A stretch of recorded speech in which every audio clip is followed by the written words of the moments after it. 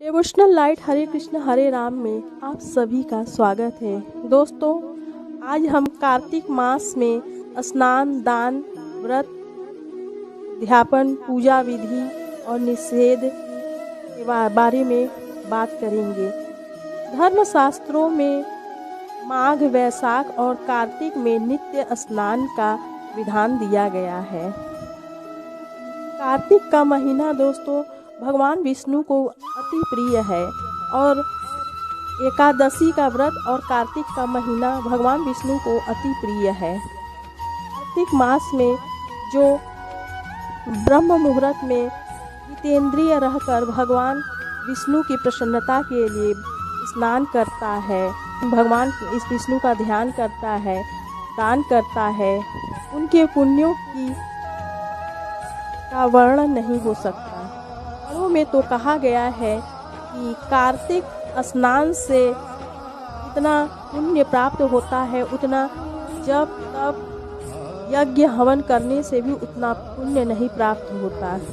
केवल कार्तिक स्नान वालों बल्कि उन कार्तिक स्नान करने वालों को जो देखता है, उनके सानिध्य में रहता है, उनका भी उद्धार होता है और उनको भी पुण्य की प्राप्ति होती है। जो लोग कार्तिक मास का स्नान करते हैं, उनके परिवार, उनके सगे संबंधियों को भी कार्तिक स्नान, व्रत, दान, जप तप का पुण्य प्राप्त होता है।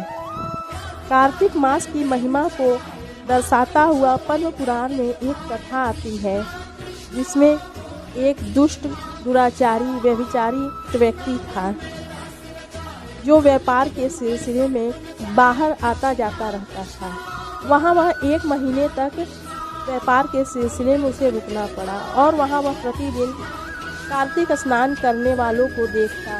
कोई स्नान करता, कोई विष्णु भगवान की पूजा में मगन रहता, कोई तुलसी जी की पूजा करता, कोई जप करता, कोई कथा सुनता, कोई दीप दान करता। इस तरह वह 1 महीने तक कार्तिक स्नान व्रत करने वालों को देखता रहा और मृत्यु के उपरांत जब उसको नरक ले जाकर खौलते हुए तेल में डाला गया, तब के लिए वह तपते हुए तेल की अग्नि ठंडी पड़ गई।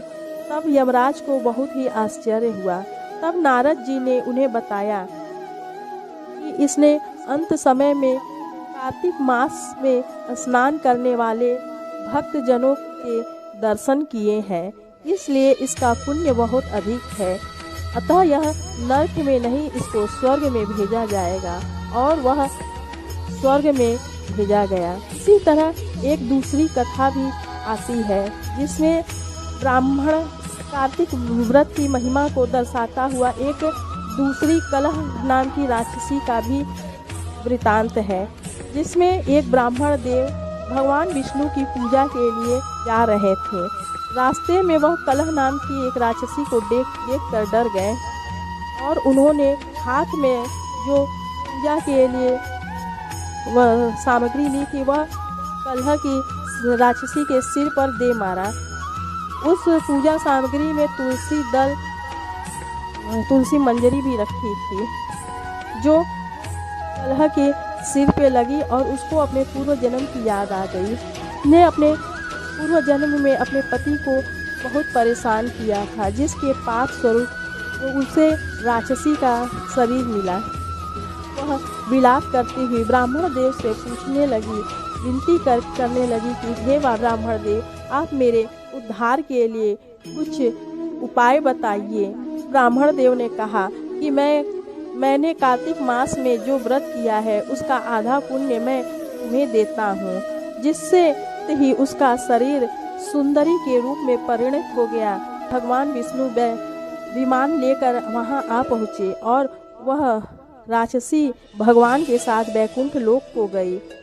भगवान विष्णु ने उस ब्राह्मण से कहा, हे ब्राह्मण देव, आपने कार्तिक मास के व्रत का आधा पुण्य दान किया है, जिसकी वजह से आपके कार्तिक व्रत का पुण्य दुगना हो गया है और अब आप भी अपने दोनों पत्नियों के साथ वैकुंठ लोक में वास करेंगे। कार्तिक मास का पुण्य की महिमा अनंत है। दोस्तों, कार्तिक मास में क्या करना चाहिए, इस पर हम बात करते हैं। तो दोस्तों, ब्रह्म मुहूर्त में ही उठकर हमें किसी भी पुण्य क्षेत्र जैसे प्रयाग, अयोध्या, कुरुक्षेत्र अथवा काशी को श्रेष्ठ माना गया है।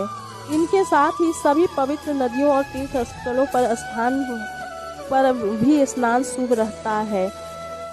अगर इन सभी स्थानों पर आप नहीं जा सकते तो इनका स्मरण करते हुए अपने घर में स्नान करने से भी लाभ होता है। इसके लिए एक श्लोक भी प्रचलित है, गंगे च यमुने चैव गोदावरी सरस्वती नर्मदे सिंधु कावेरी जले अस्मिन् सन्निधि कुरु। स्नान करते समय भगवान विष्णु से हाथ जोड़कर संकल्प करें कि हे परमेश्वर, हे प्रभु, मैं आपकी प्रसन्नता के लिए कार्तिक मास का व्रत कर रही हूँ। इस तरह प्रतिदिन संकल्प करते हुए स्नान करें। उसके बाद तुलसी में जल देकर तुलसी की पूजा करें तथा दीप दान करें। किसी भी नदी, सरोवर या भगवान के मंदिर में का दीपक बनाकर उसमें देसी घी अथवा तिल के तेल का दीपक जलाना चाहिए। दीप दान के बिना कार्तिक का व्रत अधूरा रहता है। यदि आप पूरे महीने व्रत कर सकते हैं तो एक समय व्रत करना चाहिए और जमीन पर शयन करना चाहिए। ब्रह्मचर्य का पालन करना चाहिए तथा सात्विक जीवन व्यतीत करना चाहिए। लहसुन, प्याज, बैगन, हींग, मांसाहार, इन सभी का त्याग करना चाहिए। दोस्तों, अगर आप किसी नदी में स्नान नहीं कर सकते तो रात भर छत पर रखे हुए तांबे या मिट्टी के बर्तन में भरे जल से स्नान करना भी शुभ रहता है। कार्तिक मास के व्रत का उद्यापन भी किया जाता है। बिना उद्यापन के कार्तिक व्रत पूर्ण नहीं होता है। व्रत के आखिरी दिन उद्यापन में आप अपने श्रद्धा, भक्ति, शक्ति के अनुसार एक ब्राह्मण या फिर 31 ब्राह्मण को भोजन कराएं। उम्मीद करती हूँ कि आज का वीडियो आपको अच्छा लगा होगा। अगर आप मेरे चैनल पे पहली बार विजिट कर रहे हैं तो चैनल को सब्सक्राइब कर लीजिएगा और वीडियो पसंद आए तो लाइक और शेयर भी कीजिएगा। राधे राधे।